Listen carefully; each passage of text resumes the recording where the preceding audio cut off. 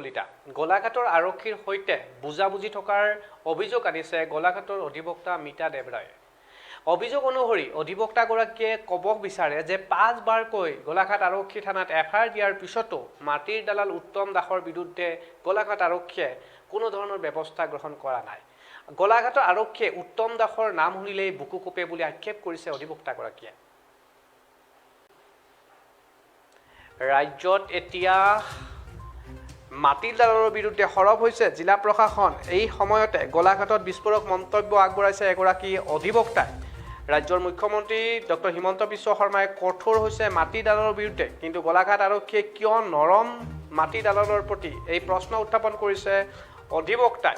5 বাৰকৈ আৰক্ষীক গছৰ ৰুজু কৰাৰ পিছতো দালাল ধৰিবলৈ বুকু কোপে গোলাঘাট আৰক্ষীত। এফালে 13জনকৈ মাটি দালাল গ্ৰেপ্তাৰ হৈছে গোলাঘাটত, যদিও গোলাঘাট চক্ৰ বিষয়াৰ কাৰ্যালয়ৰ অধীনত এজনো দালাল বিচাৰি পোৱা নাই গোলাঘাট আৰক্ষীয়ে। গোপন বুজাবুজি থকাৰ অভিযোগ আনিছে মিতা দেৱৰয় নামৰ এগৰাকী অধিবক্তাই। N24 আছামৰ সাংবাদিকৰ সন্মুখত মিতা দেৱৰয়ে মন্তব্য কৰে যে আমি আৰক্ষীৰ ওচৰলৈকে গৈ হাৰ মানিছোঁ, এতিয়া সাংবাদিকৰ সহায় লৈছোঁ, আৰু উল্লেখ কৰে যে আৰক্ষী প্ৰশাসনৰ বুকু কোপে উত্তম দাসৰ নাম শুনিলে। লগতে চৰকাৰী নীতি নিৰ্দেশনাক অংগুষ্ট প্ৰদৰ্শন কৰি অধিবক্তাগৰাকীৰ ঘৰতেই উত্তমে সাজি লৈছে এখন ঘৰ। এই মন্তব্য আগবঢ়াইছে আমাৰ সাংবাদিকৰ সন্মুখত। কি কৈছিলে, মন্তব্য কৰিছিলে, সেয়া আপোনালোকক শুনাই লৈছোঁ।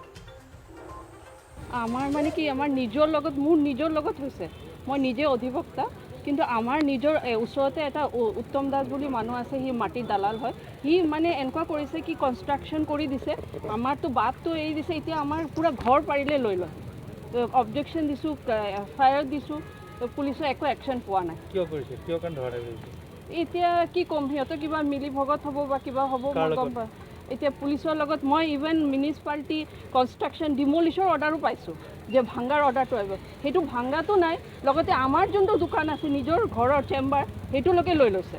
কোনে লৈছে? এই উত্তম দাস। আপুনি যে কৈছে মাটি দালাল, কেনেকৈ মানে মাটি দালাল? সি এইবিলাক দালালি কৰিয়ে থাকে, মানে ক'ত কিবা মাটিৰ কিবা পালে সি ল'ব, লৈ সেই মাজতে সি কিবা কমিশ্যন খাব আৰু সেইবিলাক কৰি থাকে। আমাকো অশান্তি কৰিছে। অশান্তি মানে কালি গৈ মই লাষ্টত আবেলি গৈ এফআইআৰ দিছোঁ পুলিচ ষ্টেচন। আপুনি কেইবাৰ দিলে এফআইআৰ? এইলৈকে মই 5 বাৰমান দিলোঁ। থানাত দিছোঁ, SP অফিচত দিছোঁ, মিউনিচিপালিটিৰ পৰালৈকে অৰ্ডাৰ আহিছে যে তুমি কনষ্ট্ৰাকশ্যন বন্ধ কৰা, ইলিগেল কৰিব নোৱাৰা। সেইটোৰ একো একশ্যন পোৱা নাই। কি নাম আপোনাৰ? মোৰ নাম মিতা দেৱৰায়। হাজবেণ্ড ডক্টৰ হয়, ডেণ্টেল চাৰ্জন। ইভেন তেওঁকো মাৰিছে, মানে আমি যেতিয়া অবজেকশ্যন দিছোঁ সি গম পাইছে, তেতিয়া সেই ইলিগেল এগেইনষ্টে দিছোঁ, সেইটো কাৰণে তেওঁকো মাৰিছে। চাৰ্কল অফিচত দিছোঁ, আজিও দি আহিছোঁ যে এনেকুৱা কথা। ব্যৱস্থা লৈছে নেকি? এতিয়ালৈকেতো আমি পোৱা নাই, পুলিচৰ লোৱা নাই। এতিয়া কি ক'ম আৰু, পুলিচে কিয় লোৱা নাই? মই এতিয়া চিভিল কেছ দিছোঁ। কেছটো হ'বলৈ অকণমান টাইমটো লাগে, কেছটো আমি ফাইনেল অৰ্ডাৰ পোৱালৈকে। কিন্তু আমি এতিয়া ইন প্ৰেজেণ্ট আমি একো পোৱা নাই। আপোনাৰ হাজবেণ্ডে কি কৰে? ডেণ্টেল চাৰ্জন হয়, ডক্টৰ হয়, আৰু মোৰ ফাদাৰ ইন ল' মানে নৰ্থ ইষ্টৰ first dental surgeon. Hindi school ৰোডত আছে। মোৰ এৰাউণ্ড 3 কাঠা 7 লচা মাটি আছে। ফ্ৰণ্টেজটো সি কি কৰিছে, ব্লক কৰি ৰাখি দিছে, ৰাস্তা যাব নোৱাৰি, আহিব নোৱাৰি। তাক ক'লে সি মাৰপিট কৰে। সি এৰাউণ্ড 12 লচামান লৈ ল'লে। লৈ সি কি কৰিলে, কনষ্ট্ৰাকশ্যন কৰি দিলে।